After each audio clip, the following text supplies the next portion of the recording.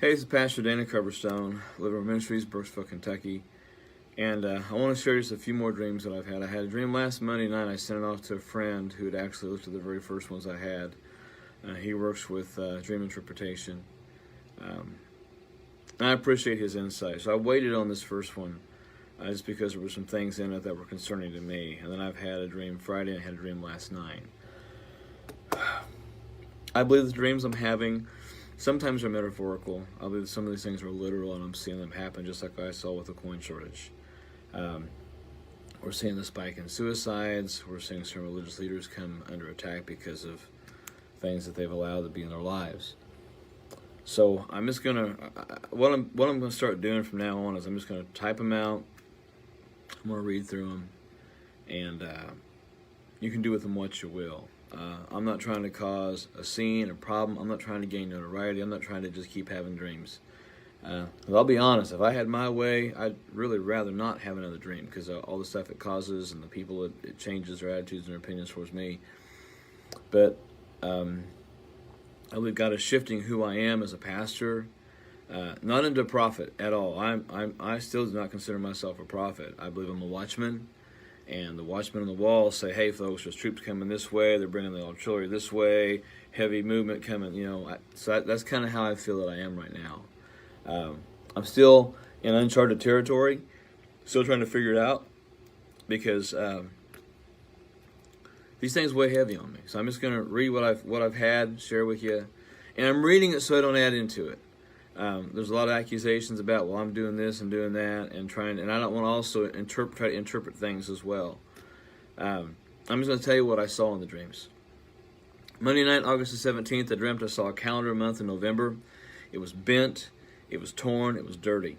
I saw trees in the backgrounds that were leafless, but there were a few trees that still had scarce amount of leaves on them, and they had turned. The leaves that were still on those trees had turned like it was about to rain. The sky was a dull gray with extreme cloud cover. I hardly ever see sunny skies in these dreams. That's one thing I know for sure. I saw that finger appear, and it circled November 3rd continuously. And it continued in a clockwise direction. And then suddenly, it changed to counterclockwise, and then these images began to appear. I saw cities on fire, which was nothing new. I saw headlines that read, Trump victory challenged everywhere. It was on digital marquees like in New York, Times Square, places like that. There were protesters in the streets who were weary and asleep, and they appeared dirty and dingy like they had not slept or showered in weeks. And this bell rang, and suddenly these people come to life. They woke up and they started salivating like a dog, like Pavlov's dog situation, big buckets of saliva, and it seemed to stain their shirts. And I saw people screaming and getting violent over the election results to the point that people were firing weapons just randomly into the air, into the sky. People were angry and people were mad. I saw a person with a sign and it said, the obvious winner is not so obvious, like a placard, the world's about to end, God is coming, get ready, whatever, one of those signs. And it said, the obvious winner is not so obvious. And he held his head in shame. But the crowd was in a frenzy of hatred. They were even hitting each other with their signs and their banners and their wrath. And I saw more cities with pillars of smoke over them, like the wild firestorms in California right now. I saw crumbled and burned out buildings in Washington D.C., not monuments, but businesses and commercial real estate. Headlines declared that rebuilding would take time and trust would take even longer, and government could not do it in a timely fashion. And that's when I saw a Treasury official who's in the Treasury Department right now wink, almost as if he was looking at a camera on TV. Big smile, open mouth, wink with right eye, and held it closed, and just kind of, almost like a sarcastic type thing. And then I saw a Conestoga wagon. Think Little House on the Prairie. And Kamala Harris was driving that wagon. It was led by two mules. And Joe Biden was not sitting with Kamala Harris. Joe Biden was riding on one of the mules on the left, on the far left, so to speak. And her side, there was a mechanical box that would trigger dynamite like you would see in the Wile E. Coyote movies, or cartoons where they push down and it blows up. It was in an upright position, though, like the trigger. And then the wind started blowing the wagon covering back, and it revealed several cases of like what I would consider to be Civil War type cases of dynamite. That era, the late 1800s, 1860s, 1870s.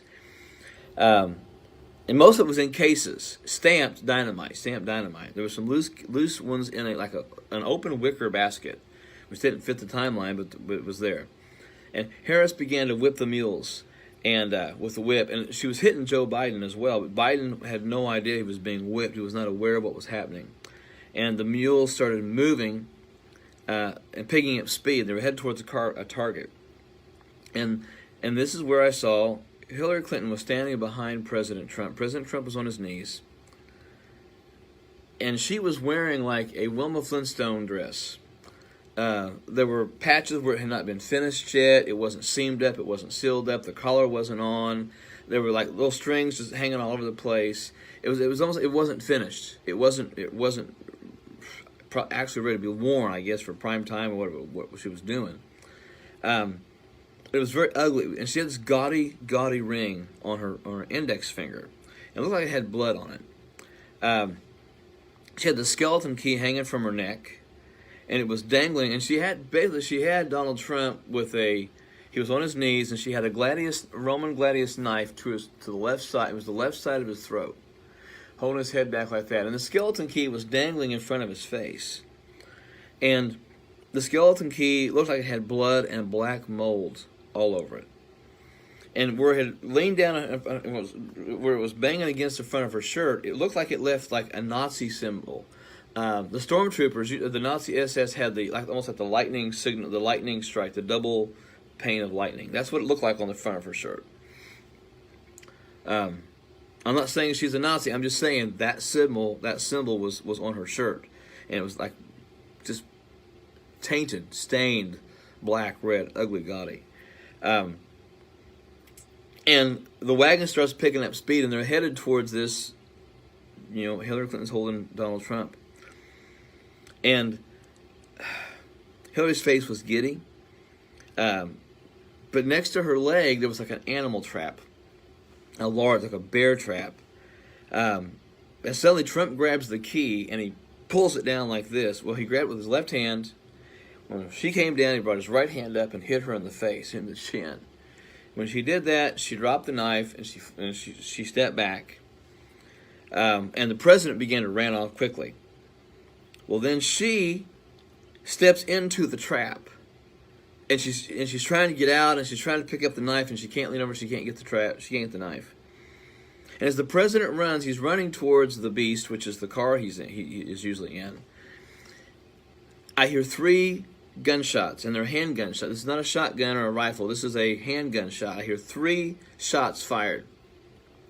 And out of nowhere, I see 3 different, and it happens like there's one shot, then another, then another.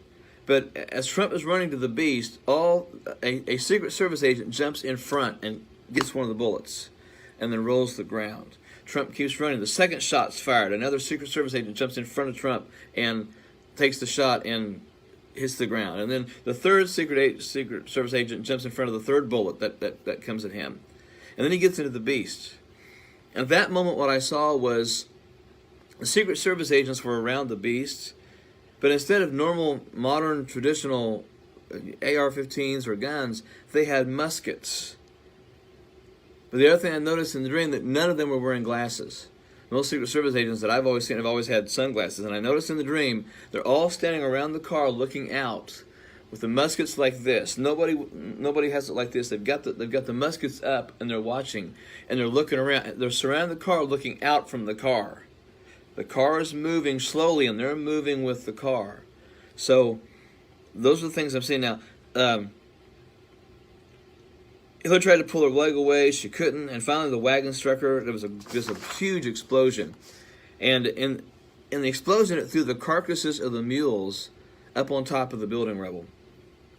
And the smoke was coming off them like they'd been grilled or something.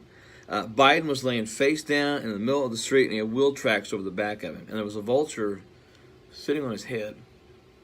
And I'm not trying to make fun. I'm not trying to disrespect anyone in political leadership at this moment. Those that know me know how I feel about certain people in leadership, but I still pray for these people. Harris was crying in disbelief, and her tears looked like they were the size of quarters. It was almost like she was crying quarters. The tears were as big as quarters, and it appeared like it looked like quarters coming out of her eyes. There was a huge hole in the ground. Buildings were collapsed. And then I saw the church. There was a separation line, and there was no middle ground. No middle ground left. As the sides literally, but I guess in the dream, at this time of the dream, sides had to have been taken. There was fire on the altars in the churches around the nation, and the fire moved on the heads of people who had been praying. And above the heads of many people in the church, I saw an actual question mark symbol above their head, and they appeared confused by what they were seeing in the world in the church. And I heard a voice say, "Those who refuse to get ready will be wanting in the end. So brace yourself and tell others that I have warned them to brace themselves, for they are about to see even more shocking things." I'm thinking of Habakkuk there, a passage that I have preached from in the last several weeks.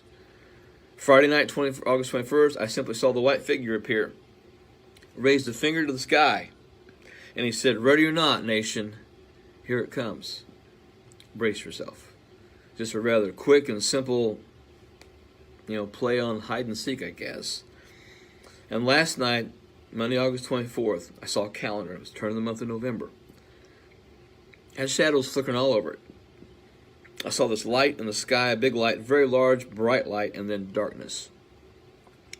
And then I began to make out like a morning. It was morning, and the night was going away, and the fog and the haze were drifting away.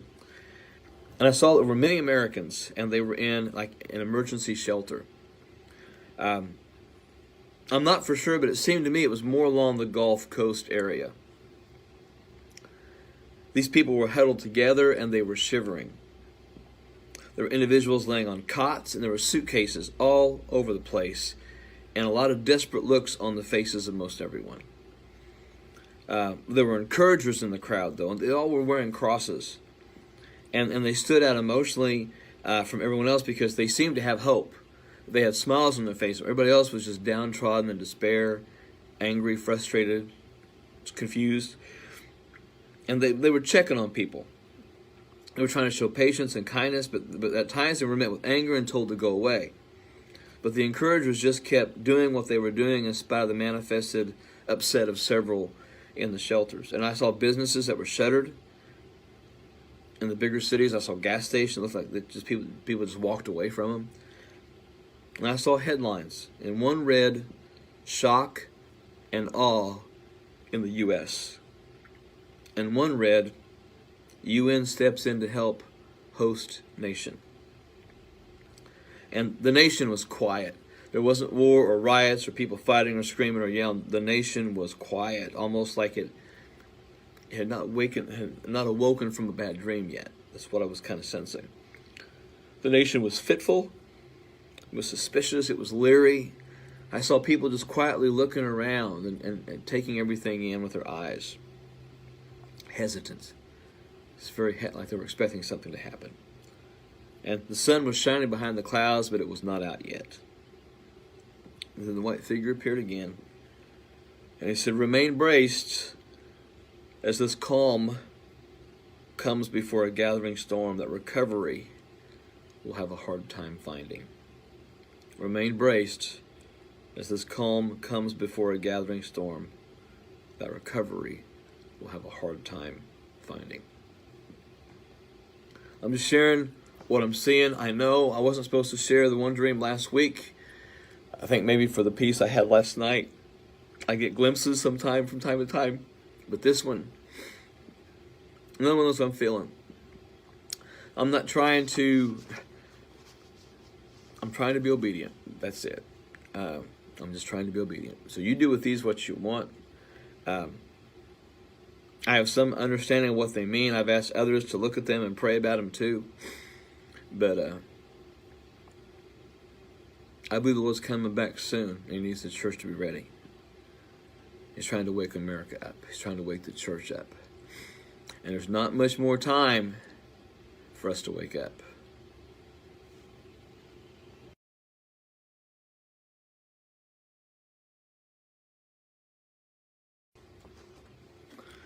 Hey, this is Pastor